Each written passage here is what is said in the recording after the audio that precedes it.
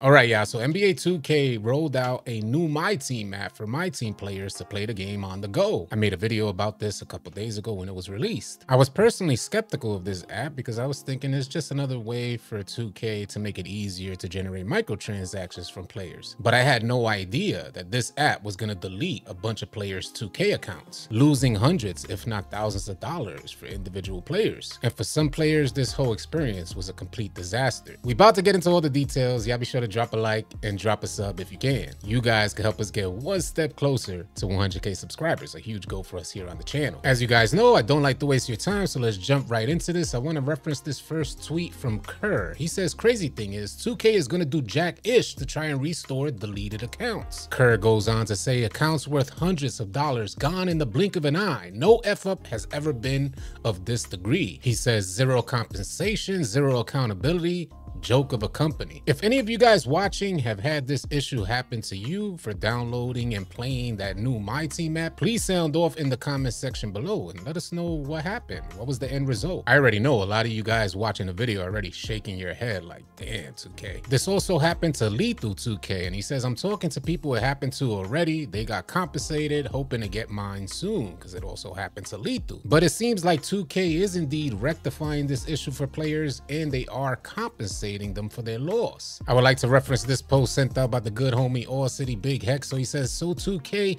is making it right with the mobile app deleting teams. And he quoted this off a post from Lethal, where Lethal showcases 2K giving back to the people who lost their accounts and compensating them for their loss. Lethal 2K says they also gave him 700K VC. I'll keep you guys update and winning if I get my stuff back. And you can see he showcases all the players, the player cards that they got back, and they also gave him 700K VC. And I ain't gonna front, the customer service from this particular representative at 2K was pretty on point. He says, additionally, to load up on packs, I've also sent you 700K VC. Not to forget that PDKD2, I'm also sending you a replacement Hall of Fame pass to redeem. At 2K support, they continue on by saying, FYI too, there's a locker code, so you need to redeem this in game. Let me know if you're having any issues redeeming it. And 2K support goes on to send out their apologies. They say, apologies again for all the trouble the last few days. It's a big loss, and I hate for you to be totally empty-handed on this. Wishing there was a way to recover everything. But at least, I hope this gives you a big head start on the new account.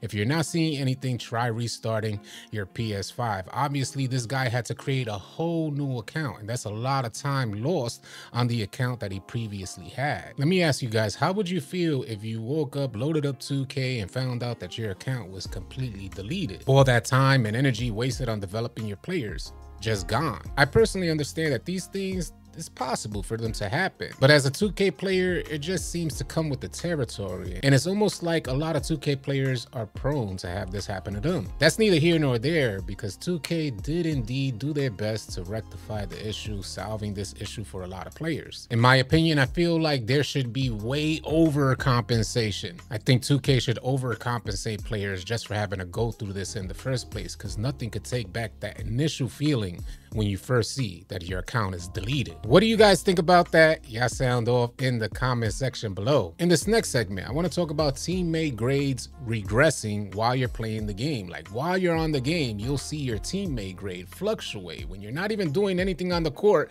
you'll see your teammate grade straight regress, and it'll leave you scratching your head. So that led to this post sent out by Enrique Golden Ozuna. He says, does anyone know the real reason teammate grade fluctuates like this? No reason it should have gone up and down like that. At Baluba, can we get an answer? I honestly wish there were mechanics in the game that explained how the teammate grade worked. It should be in-game. 2K players shouldn't have to seek out answers outside of the game. Imagine having to go outside of the game to find answers for things that are taking place or core gameplay mechanics that are happening in-game. Those are those quality of life and ease of access issues that I was talking about before. Ja ended up finding the answer to this question as to why your teammate grade may regress requests while you're not even doing anything that should penalize your teammate grade. I would like to reference this post retweeted by Ja. It starts out here saying teammate grade regression is ridiculous. It says, I should not have my teammate grade go down just because I am not involved in a play at the moment. How many of you guys feel the exact same way? And I know a lot of you guys notice your teammate grade fluctuating, oftentimes dropping when you're not even in the play. They go on to say, this is one of the stupidest and most unnecessary mechanics they have introduced to the game this year.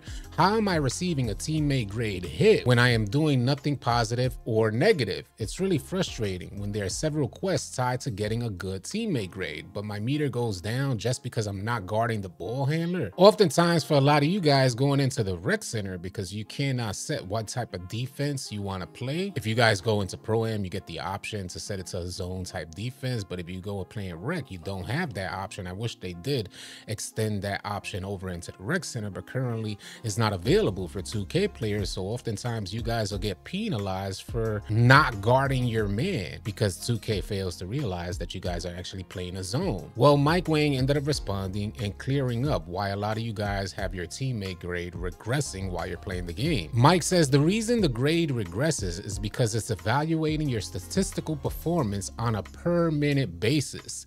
It's set up this way so we can use the same grading system for untimed games like Park or NBA games regardless of the quarter length. And the way in which this translates to me is that if it's based on a per minute basis, if you're not in the play for any particular minute in any particular game, you run the risk that your teammate grade will regress. Do you guys think 2K has to change this? And what will prevent 2K from taking a little more additional time and applying proper teammate grade to different game modes? Instead, it seems like 2K just took a shortcut and applied the same teammate grade process to all game modes, whether the games are timed or not. Do you think that this hurts 2K players that are on the game? Y'all let me know. Sound off in the comment section. And I want to wrap up this video by talking about this terms of service agreement, which we brought to the community's attention not too long ago. I know a lot of players are just done with 2K after learning about the new terms of service agreement, but I just want to reiterate that a lot of you guys have an opportunity to opt out of this arbitrary agreement in the new terms of service. And if you would like to opt out, there's a process. You guys would have to mail in a notice saying that you're opting out. I would like to reference this post sent out by SG5. He said, yes, and here's a template you can use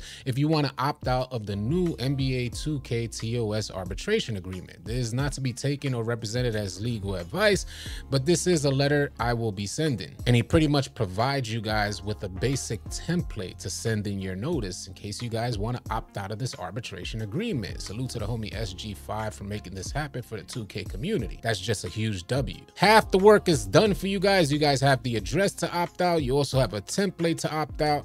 There should be no reason for you to just hit accept. And I want to remind you guys that if you do just hit accept, you relinquish your right to sue 2K or take 2K to court. And by hitting accept, you completely acknowledge that you own nothing of what you purchased on 2K, and you could lose everything.